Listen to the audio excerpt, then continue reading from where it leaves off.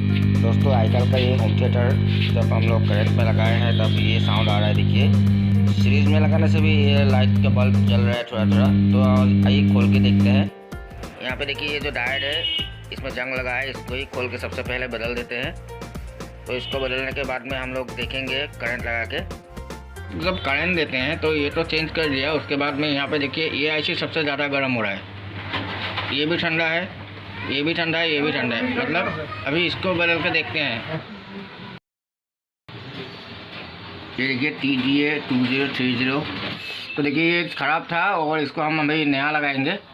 इसका नया लगाने के बाद देखते हैं ये अच्छे से चलता है कि नहीं। लेकिन दोस्तों यहाँ पे पहले तो लाइट जल रहा था लेकिन अभी ये लाइट नहीं जल रहा है, मतलब ये अभी ठीक है।